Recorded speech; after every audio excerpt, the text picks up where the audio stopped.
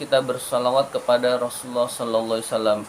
Ya Rabbi bil Mustafa balligh maqasidana waghfir lana ma madha ya wasi'al karami.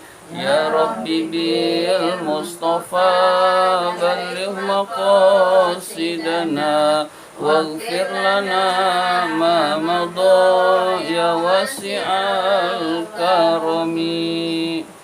Muhammadun sayyidul kaunaini wa thaqalaini wal fariqaini min urbin wa min ajami. Ya Rabbi bil Mustafa balligh maqasidana waghfir lana ma madha ya wasi'al karami. Huwal habibul ladzi turja syafa'atuhu likulli haulim minal ahwali muqtahimi. Ya Rabbi bil Mustafa balligh maqasidana waghfir lana ma madha ya wasi'al karami. Bismillahirrahmanirrahim. Kitab Kifayatul Atqiya masih halaman 24. Masih halaman 24. 1 2 3 4 5 6 7 8 9 10 11 12 13 14 15 16 baris ke-16. Halaman 24. Baris ke-16 dari atas.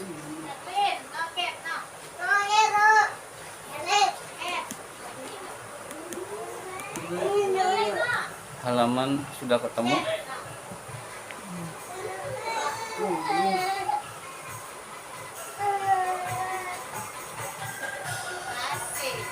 Pas syair. Bismillahirrahmanirrahim. Hazis salasatu fardu ainin fa'rifan wa'mal biha tahsul najatun wa'tila. Hazis salasatu fardu ainin fa'rifan wa'mal biha tahsul najatan wa'tila. Hazis salasu, tiga ilmu ini. Jadi tiga ini maksudnya tiga ilmu ini. Fardu ainin, hukumnya adalah fardu ain. Jadi tiga ilmu ini hukumnya fardu ain. Jadi kalau kita tidak tahu berdosa. Ya. Fa'rifan, maka sungguh ketahuilah ketiga ilmu ini. Maka sungguh ketahuilah. Jadi ilmu ini harus diketahui. Kalau tidak diketahui hukumnya fardu ain, berarti hukumnya berdosa tidak mengetahuinya. Lawannya fardu ain adalah fardu kifayah. Fardu kifayah itu satu orang mengerjakan, yang lain tidak berdosa. Contohnya fardu kifayah sholat jenazah. Ada beberapa orang yang sudah melaksanakan sholat jenazah, maka satu masyarakat tidak jadi berdosa karena sudah ada yang mengerjakannya. Itu namanya fardu kifayah, cukup perwakilan. Tapi kalau fardu ain seluruhnya harus mengerjakan. Sholat 5 waktu hukumnya fardu ain. Nggak bisa diwakilkan, oh sudah ada teman saya yang sholat, nggak bisa, karena itu hukumnya fardu ain. Jadi harus dilaksanakan per individu, per orang. Nah, diantaranya fardu ain adalah mempelajari ketiga ilmu tersebut, hukumnya fardu ain. Tidak boleh tidak belajar. Wa'mal, dan amalkanlah biha, ketiga ilmu tersebut. Amalkanlah tiga ilmu tersebut. Tahsul, maka memperoleh najatun, keselamatan. Wa'tila, dan mendapatkan ketinggian derajat. Tahsul, maka memperoleh najatun, keselamatan. Wa'tila, dan ketinggian derajat. Jadi kalau ilmu yang 3 ini kita amalkan, kita akan selamatnya di dunia dan di akhirat, dan mendapatkan ketinggian derajat. Jadi apa itu ilmu 3? Nanti kemarin sudah dijelaskan dan akan dijelaskan lagi. Yaitu yakni artinya menghendaki. Musannif pengarang kitab itu menghendaki. Bahasa gampangnya yaitu penjelasan nazum, yaitu anna hadhil ulumas salasata, sesungguhnya ketiga ilmu ini, yaitu. Nah, yaitu berarti badalnya ketiga ilmu ini.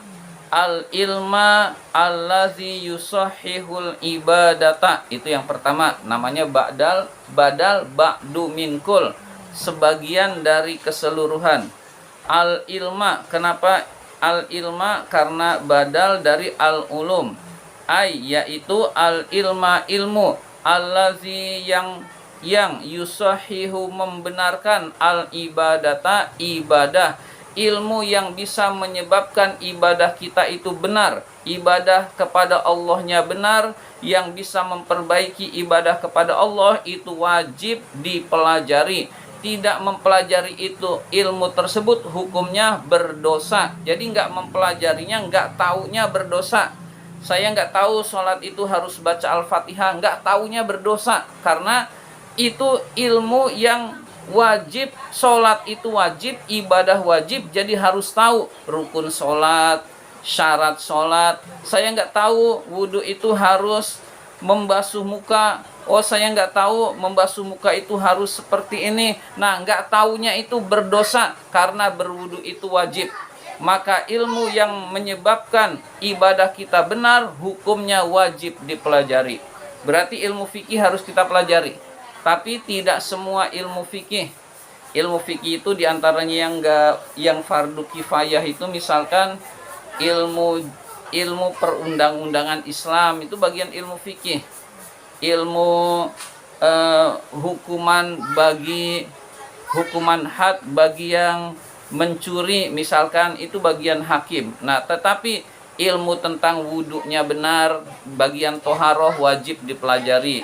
Ilmu tentang sholat wajib dipelajari. Ilmu tentang puasa wajib dipelajari.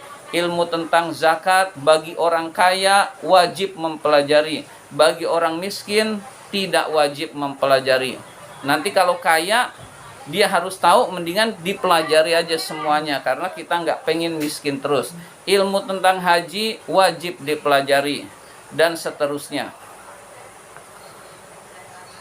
Wal ilma atof ke al ilma sebelumnya.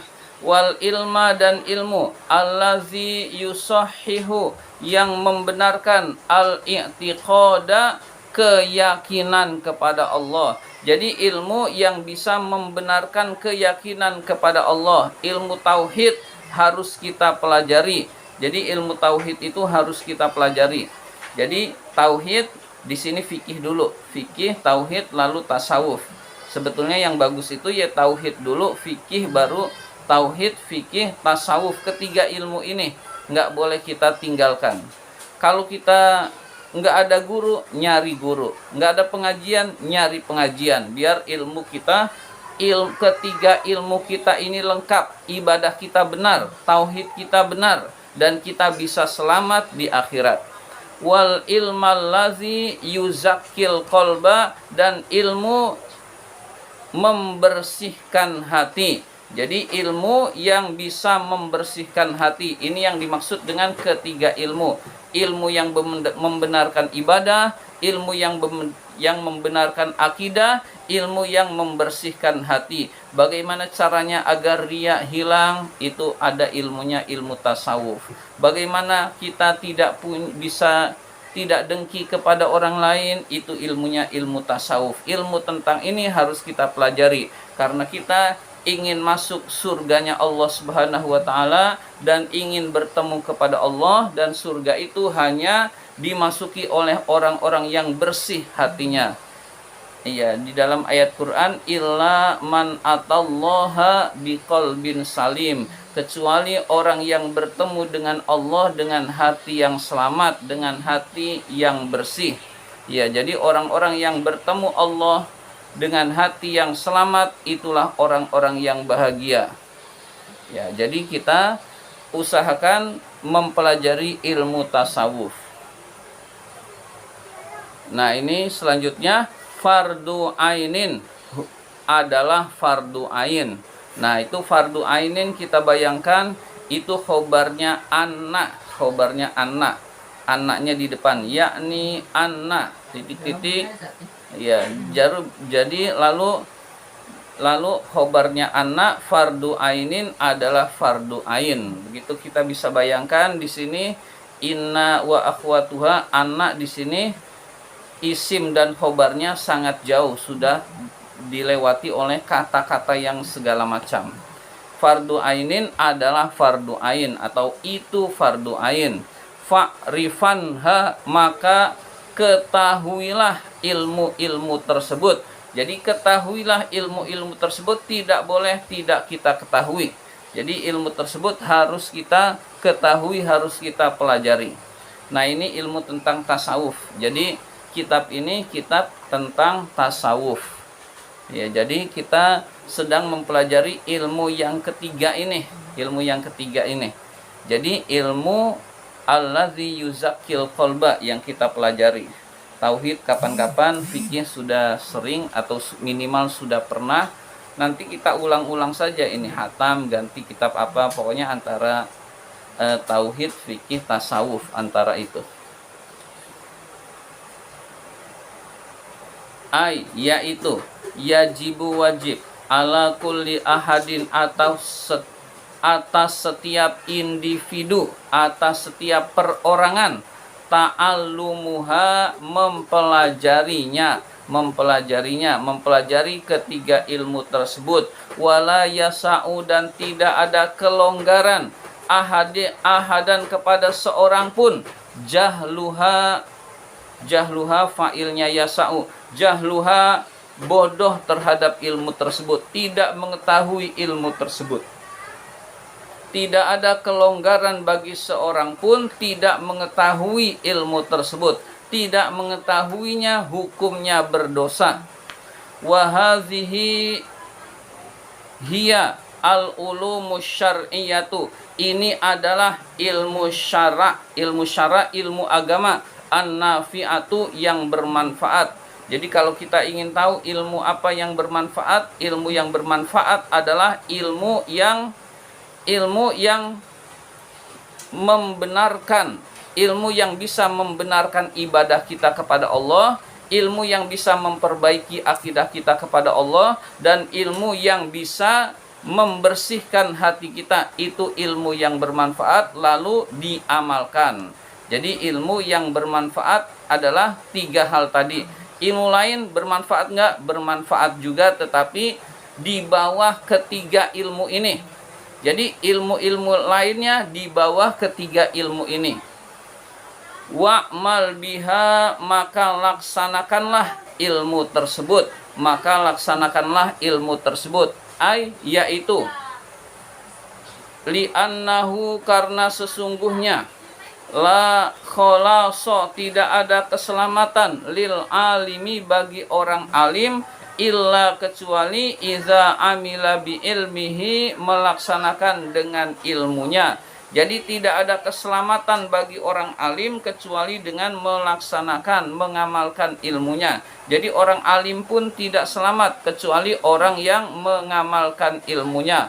Maka usahakan kita mengamalkan ilmu yang telah kita ketahui. Jadi ilmu yang telah kita ketahui, kita amalkan.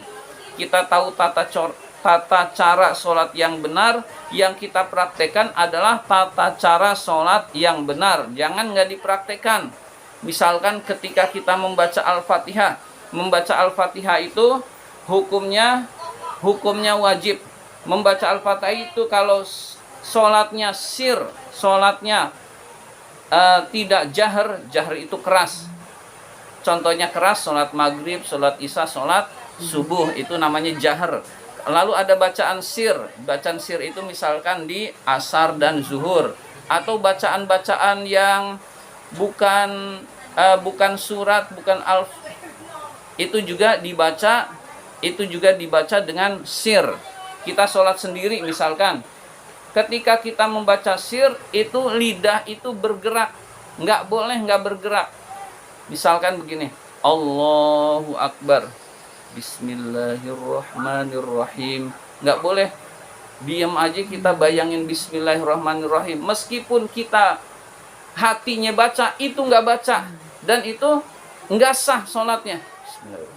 Bismillah, minimal kedengaran ke telinga kita. Bismillahirrahmanirrahim, kita baca begini, nggak kedengaran ke telinga, itu namanya nggak baca, nggak dihitung baca, nggak sah sholatnya. Itu sekedar gambaran. Jadi yang kita tahu kita amalkan, yang telah kita tahu kita amalkan. Membaca itu ya bibirnya akan kok seperti komat kamit. Nah begitu. Bismillahirrahmanirrahim. Telinga kita mendengar, orang nggak dengar. Tapi kalau kita diam aja, tapi kita baca dalam hati, itu tidak disebut baca dan sholatnya nggak sah. Nah ya seperti itu. Jadi kita mengamalkan yang telah kita ketahui itu kita amalkan.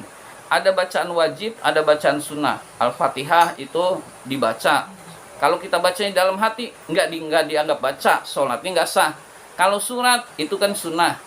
Misalkan bacanya dalam hati masih sah, cuman nggak dapat keutamaan saja.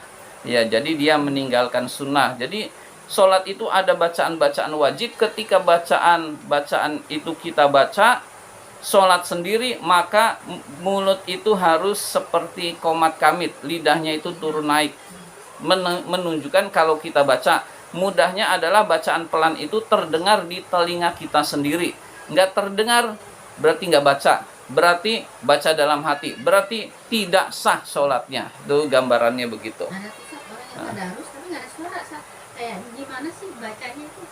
Kalau tadarus masih nggak jadi masalah, tetapi kalau itu sudah di dalam sholat seperti itu tidak sah sholatnya. Tadarus dia merenungkan saja, itu boleh-boleh aja, ya, karena tadarus sendiri hukumnya sunnah, ya. Jadi tapi tetap masih kurang utama. Ketika sudah di dalam sholat seperti itu tidak sah sholatnya, ya. Jadi orang baca dalam hati tadarus, dia nggak utama tapi dapat keutamaan dia baca dalam hati, ya. Jadi tetap dapat pahala, tetapi tidak dianggap baca. Artinya ya daripada dia misalkan nyanyi, ya mendingan baca Al-Quran dalam hati. Itu gambarannya begitu. Jadi ilmu yang telah kita ketahui ini, ilmu fikih, ilmu tasawuf, dan ilmu tauhid kita amalkan. Baru ilmu tersebut bermanfaat, baru ilmu akan menyelamatkan kita. Wa illa, dan jika tidak. Nah, jadi illa itu kadang-kadang artinya kecuali, kadang-kadang illa itu berasal dari in dan la yang digabung. In jika, la tidak, wa illa dan jika tidak mengamalkan, fahuwa maka orang alim itu minal halikin, termasuk orang-orang yang binasa. Jadi orang alim yang tidak mengamalkan ilmunya, orang alim itu akan binasa. Jadi kita jangan termasuk orang binasa, orang yang udah tahu nggak mau ngamalin, udah tahu tidak mau diamalkan, kita amalkan. Qala Ibnu Ruslan berkata. Nah ini beberapa kali mengutip syair Ibnu Ruslan, nazom Ibnu Ruslan. Fa'mal walau bil usyri kazakati. Fa'mal walau bil usri kazakati, takhruj binuril ilmi min zulmati, fa'alimun bi ilmihi lam ya'malan, mu'azzabun min qabli abidil wasan. Fa'mal walau bil usri kazakati, takhruj binuril ilmi min zulmati, fa'alimun bi ilmihi lam ya'malan mu'azzabun min qabli abidil wasan. Ya, jadi saya sekarang iramanya demen yang itu. Nazom itu iramanya banyak. Fa'mal, amalkanlah, walau bil usri, walaupun 1/10 dari ilmu yang kita ketahui. Jadi amalkanlah ilmu tersebut walaupun hanya 1/10-nya. Orang yang melaksanakan 1/10 itu udah hebat. Jadi usahakan kita melaksanakan ilmu yang telah kita ketahui 1/10 dari ilmu yang telah kita ketahui atau lebih bagus. Kazakati, seperti zakat. Maksudnya 1/10 itu seperti zakat. Misalkan zakatnya beras, maksudnya panen beras. Panen beras itu zakatnya adalah 1/10. Ya, jadi panen beras, kita jadi petani lalu kita menuai, lalu kita misalkan juga buah-buahan, itu zakatnya adalah 1/10. Jadi amalkanlah ilmu agama itu walau 1/10 seperti zakat. Takhruj, maka kamu akan keluar, binuril ilmi, dengan cahaya ilmu, min zulmati, asalnya min zulumati. Zulmati itu karena nazom. Min zulumati, dari kegelapan. Jadi kalau ilmu agama diamalkan 1/10-nya saja, orang tersebut akan keluar dari kegelapan. Orang tersebut akan keluar dengan ilmu, dengan cahaya ilmu dari kegelapan. Artinya diamalkan, Allah tambah ilmunya. Diamalkan, Allah tambah ilmunya. Maka ilmu tersebut kita amalkan dalam kehidupan sehari-hari. Fa'alimun, maka orang alim, bi'ilmihi, dengan ilmunya, lam ya'malan, yang tidak melaksanakannya. Fa'alimun, maka orang alim, lam ya'malan, yang tidak melaksanakan, bi'ilmihi, dengan ilmunya, mu'azzabun, akan disiksa, akan diazab oleh Allah, min qabli, sebelum abidil wasan, penyembah berhala. Jadi penyembah berhala, ada orang alim yang tidak mengamalkan ilmunya, orang alim dulu yang masuk ke dalam neraka sebelum penyembah berhala, karena dia tahu lalu nggak mau mengamalkan. Penyembah berhala itu menyembah berhala karena tidak tahu, maka orang alim yang tidak mengamalkan ilmunya dimasukkan ke dalam neraka lebih dulu daripada penyembah berhala. Maka kita usahakan mengamalkan ilmunya walaupun 1/10-nya. Demikian pembahasan kitab Kifayatul Atqiya kali ini. Mari kita tutup dengan hamdalah. Alhamdulillahirabbil alamin.